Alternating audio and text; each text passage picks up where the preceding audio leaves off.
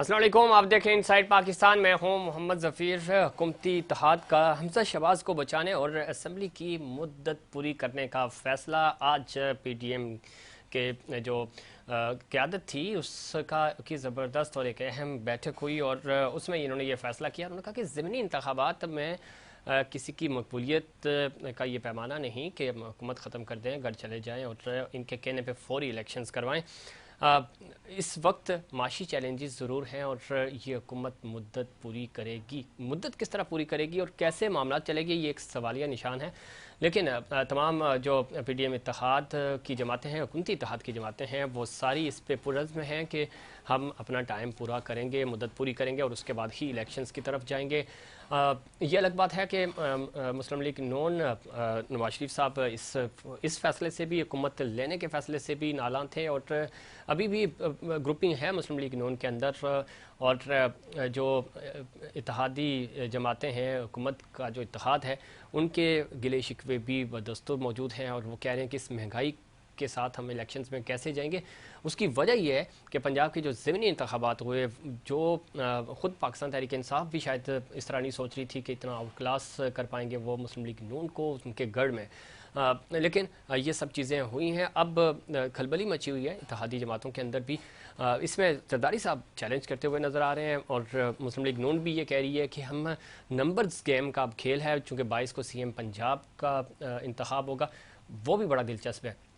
5 numbers کا فرق آ رہا ہے، اور یہ نمبرز ہمارے یہاں آپ کو پتہ ہے کہ کیسے اوپر نیچے ہو جاتے ہیں۔ اس کے لیے دونوں جماعتیں زور لگا رہی ہیں۔ دوسری طرف خان صاحب یہ کہہ رہے ہیں کہ جی معاشی تباہی ثابت کر رہی ہے کہ شریفوں کو ملک چلانے کا کوئی تجربہ نہیں، ان سے حکومت نہیں چلے گی، فوری صاف شفاف الیکشن ضروری ہیں۔ اب فوری انتخابات کیسے ہوں گے، کیا پاسبلٹیز ہوں گی؟ الیکشن کمیشن پہ وہ الزامات لگا رہے ہیں۔ پاکستان تحریک انصاف کا جو فارن فنڈنگ کیس ہے، اس حوالے سے حکومت یہ کہہ رہی ہے کہ فوری فیصلہ سنایا جانا چاہیے۔ یہ بھی ایک آج کچھ اسلام آباد میں خبریں گردش کر رہی ہیں کہ شاید فیصلہ ایک آدھ دن میں آ جائے تو 22 سے پہلے کوئی سرپرائز مل سکتا ہے پاکستان تحریک انصاف کو، جو کہ ان کے لیے مشکل فیصلہ ہوگا۔ دیکھنا یہ ہے کہ کیا اس آئینی اور سیاسی بحران سے ملک کیسے نکلے گا، چونکہ معاشی بحران سر پہ کھڑا ہے، ڈالر ملک کی تاریخ کی بلند ترین سطح پہ ہے، فچ کی جو ریٹنگ ہے اس میں پاکستان کا آؤٹ لک جو ہے مستحکم سے منفی کر دیا گیا۔ یہ افسوسناک خبر ہے، اور پاکستان کا امیج پوری دنیا میں تیزی سے نیچے جا رہا ہے۔ پاکستان چونکہ سیاسی عدم استحکام کی وجہ سے اس کا امپیکٹ براہ راست پاکستان پہ پڑ رہا ہے اور پاکستان کی اکانومی پہ پڑ رہا ہے۔ کیسے یہ چیزیں بہتر ہوں گی؟ اور دوسری طرف چونکہ پنجاب کے الیکشنز ہیں، اور ان الیکشنز کے بعد فوری طور پہ ضمنی انتخابات ہیں سندھ میں دوسرے مرحلے کے، اور اس میں چونکہ حیدرآباد اور کراچی پہ نظریں ہیں سب کی، ان کے ساتھ ساتھ جو پنجاب کے الیکشنز ہیں اس میں جو افسوسناک عمل ہے، جو پرسنلی مجھے بڑا افسوس ہوا اس چیز کا، اور یہ آج سے نہیں، پہلی بار نہیں، ہمیشہ سے پچھلے کئی عرصوں سے جب سے یہ ہارس ٹریڈنگ کا معاملہ چل رہا ہے، عوامی نمائندوں کو وہ جو لاکھوں ووٹ لے کر، عوام کے ووٹ لے کر اسمبلیوں میں جاتے ہیں، اب وہ ہوٹلز کے اندر بند ہوں گے، ان کے پر ڈیوٹیز لگیں گی، پہرے لگیں گے، اور اس لیے کہ وہ ضمیر نہ بیچ سکیں۔ اس سے زیادہ افسوسناک کوئی بات نہیں ہو سکی۔ آج جو ہمارے ساتھ پارلیمنٹرینز موجود ہیں، میں ان سے بھی یہ پوچھوں گا کہ ہماری ایتھکس کہاں چلی گئی ہیں؟ تمام چیزیں اپنی جگہ، لیکن کم از کم اتنا تو کسی کا بھی ظرف ہو، ٹرسٹ ہونا چاہیے کہ آپ اوپنلی ووٹ کریں، آپ جائیں جس کو بھی سپورٹ کریں، لیکن کم از کم پیسے لے کے تو آپ ووٹ یا اپنی وفاداریاں تبدیل نہ کریں۔ ان تمام ایشوز پہ بات کریں گے۔ ہمارے ساتھ زبردست پینل موجود ہیں، اسٹوڈیو میں ہمارے ساتھ تشریف رکھتے ہیں جناب بریگیڈیئر ریٹائرڈ احمد سعید منہا صاحب، سینئر تجزیہ کار ہیں۔ میرے صاحب خوش آمدید کہتے ہیں آپ کو پروگرام میں۔ سینیٹر غوث محمد صاحب ہمیں جوائن کریں گے، پاکستان مسلم لیگ نون کی نمائندگی کریں گے۔ عائشہ اقبال صاحبہ ہمیں جوائن کر رہی ہیں، پنجاب سے ایم پی ہیں، پاکستان تحریک انصاف کی ویڈیو لنک کے ذریعے۔ عائشہ خوش آمدید کہتے ہیں آپ کو بھی پروگرام میں۔ اور شمیم ممتاز صاحبہ ہمارے ساتھ موجود ہیں، ایم پی ہیں، پاکستان پیپلز پارٹی کی سینئر سیاستدان ہیں۔ شمیم ممتاز صاحبہ خوش آمدید کہتے ہیں آپ کو بھی پروگرام میں۔ بھیا صاحب گفتگو کا آغاز آپ سے کرتے ہیں، پھر میں باقی پینلسٹ کی طرف بھی جاؤں گا۔ سیاسی اور معاشی عدم استحکام، چونکہ صرف پنجاب میں سیاسی ہلچل ہوئی ہے لیکن اس نے معاشی طور پہ بھی پاکستان کو جکڑ کر رکھ دیا، جو کہ پچھلے کئی دنوں سے تھا۔ یہ حکومت کوشش کری تھی IMF کو خوش کرنے کے لیے، ان کے مطالبات، ان کی جو ان کا میٹس کرنے کے لیے ان کی شرائط، بڑی مشکل سے چیزیں رضامند کیا تھا۔ اب اگین یہ حکومت پنجاب میں چونکہ زبردست نتائج آئے پاکستان تحریک انصاف کے حق میں، پھر چیزیں ڈس بیلنس ہو گئی ہیں، ڈالر پھر مہنگا ہو گیا۔ بسم اللہ الرحمن الرحیم۔ سب سے پہلے ظفیر آپ کا شکریہ، آپ نے مجھے اپنے شعبے مدعو کیا۔ اس وقت پاکستان میں انتہائی غیر یقینی صورتحال ہے، اور پولیٹیکل انسٹیبلٹی کی وجہ سے آپ کا ڈائریکٹ امپیکٹ آپ کی معیشت کے اوپر آ رہا ہے۔ اگر میں یہ کہوں کہ پاکستان کی معیشت میلٹ ڈاؤن کے اوپر ہے تو یہ غلط نہ ہوگا۔ اس وقت جو سچویشن ہے پولیٹیکلی، اگر آپ اس کو دیکھیں تو انسرٹینٹی اس حد تک ہے کہ آپ کی جو وفاق میں ایک آپ کے پرائم منسٹر ہیں، باقی چاروں صوبوں میں مختلف لوگوں کی، مختلف پارٹیز کی گورنمنٹ ہے، جس میں کوئی ان کا اس طرح سے اختیار نہیں ہے 18th امینڈمنٹ کے بعد۔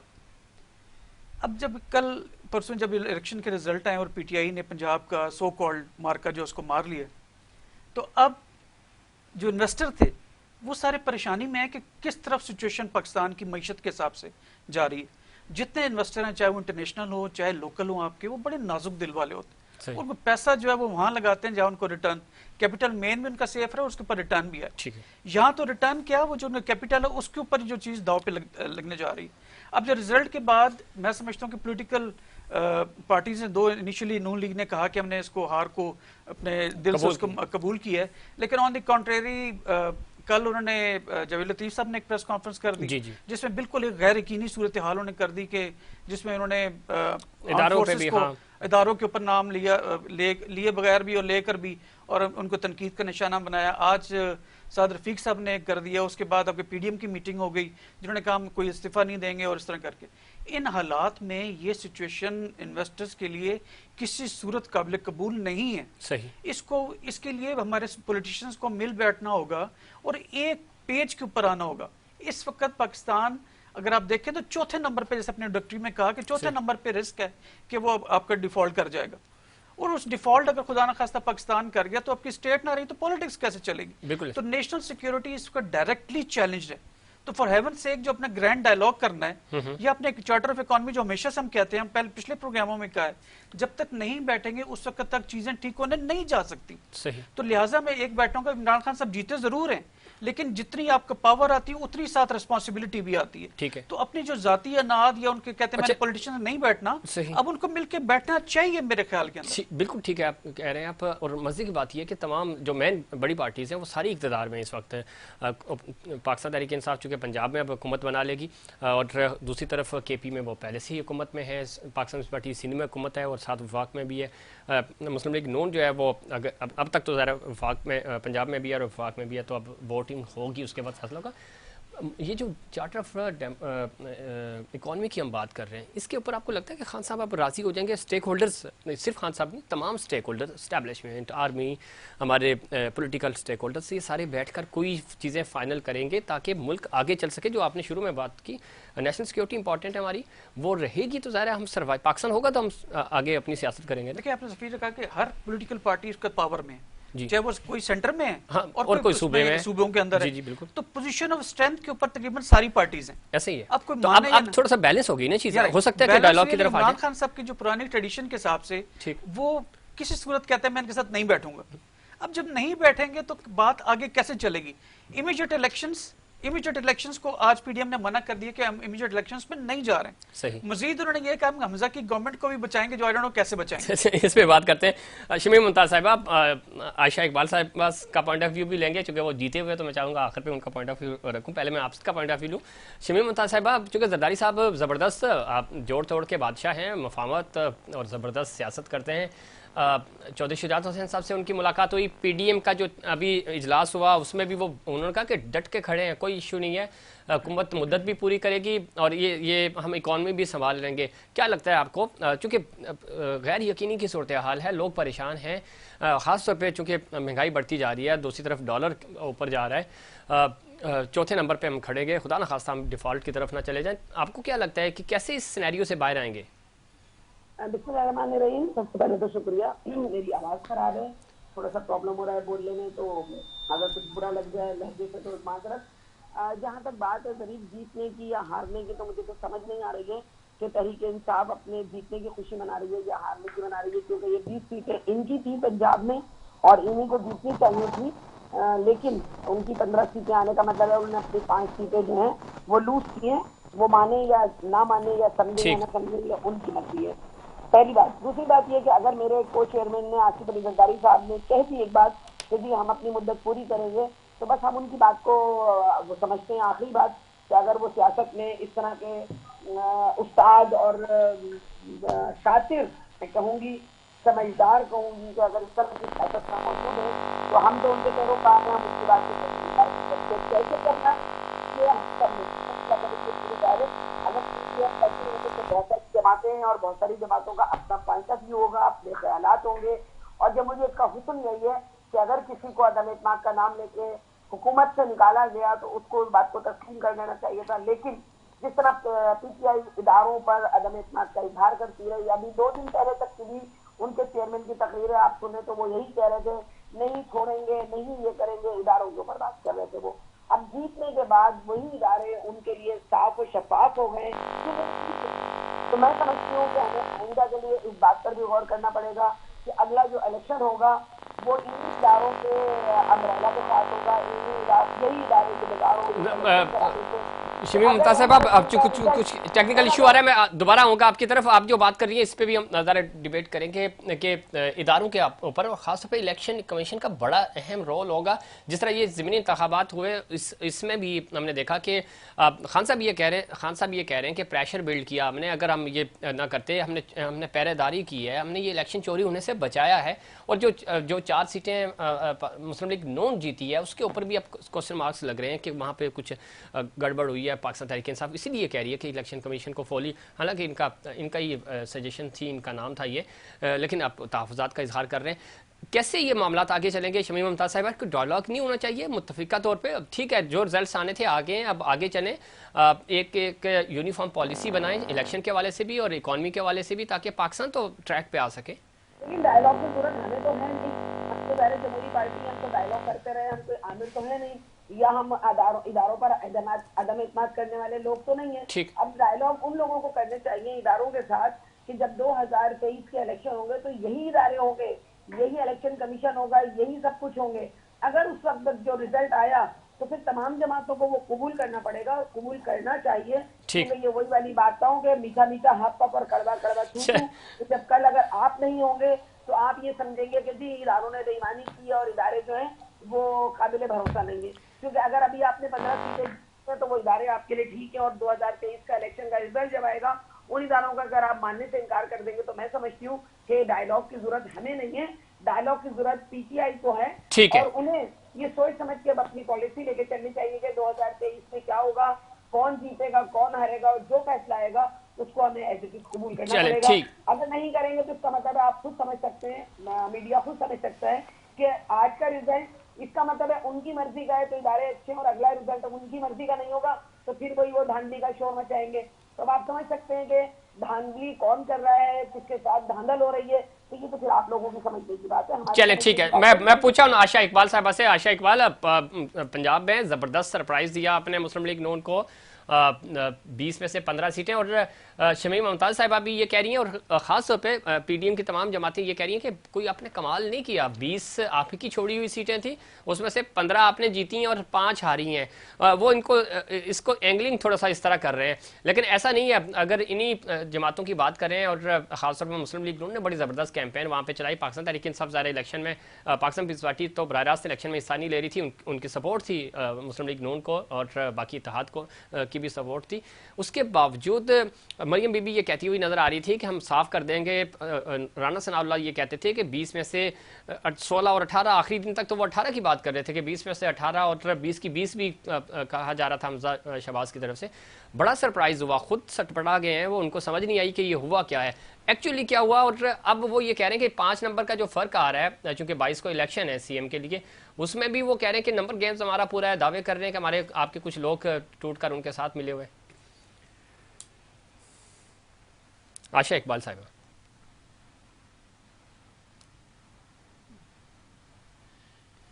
आशा इकबाल साहबा को ऑडियो नहीं जा रही है, और गौस मोहम्मद साहब ये खुश आमदीद कहते हैं आपको प्रोग्राम में। और दूसरा, पंजाब में क्या हुआ सर?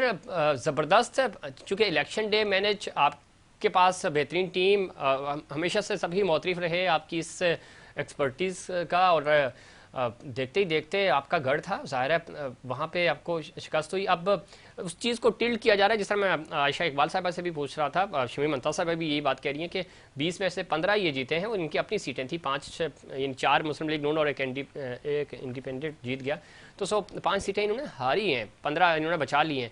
आप इस पूरे इसको किस तरह देखते हैं? ये एक बयानिए की जंग थी, और बयानिए में तो खान साहब जीत गए, आपको ये एतराफ़ करना पड़ेगा। सेनेटर गौस मोहम्मद साहब जी, बिस्मिल्लाहिर्रहमानिर्रहीम। देखिए जी, ये जो इलेक्शन था,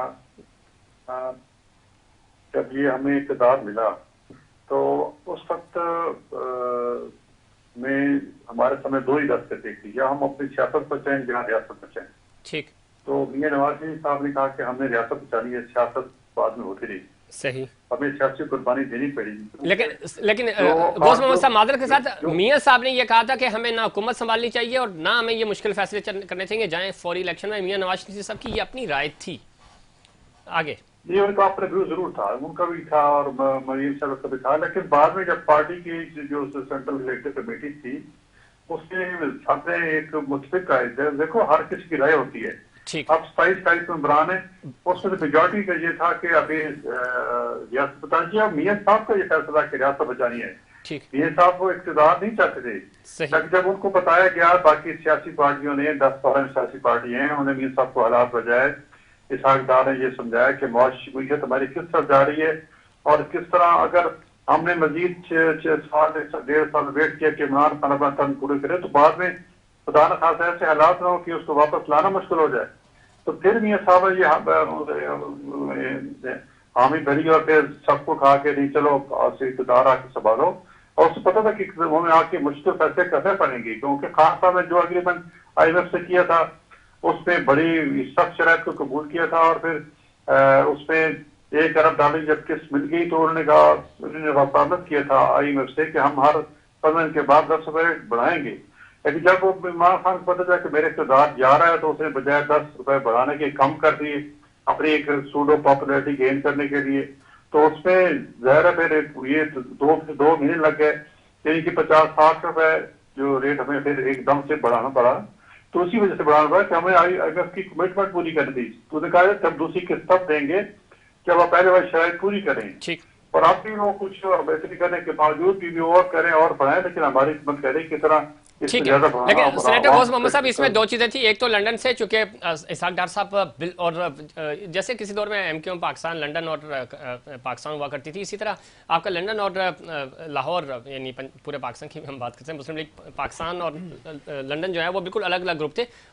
उस पूरे ग्रुप की ये ओपिनियन थी कि हमें नहीं जाना चाहिए, हमें इलेक्शंस में चले जाना चाहिए, हुकूमत नहीं संभालनी। अब फैसला हो गया, ज़ाहिर है चीफ्स थे आपके नवाज शरीफ साहब, उन्होंने फैसला कह दिया कि जी ठीक है, मुत्तफ़िका तौर पे हम हुकूमत में आ रहे हैं। जरदारी साहब ने उनको कन्विंस कर लिया।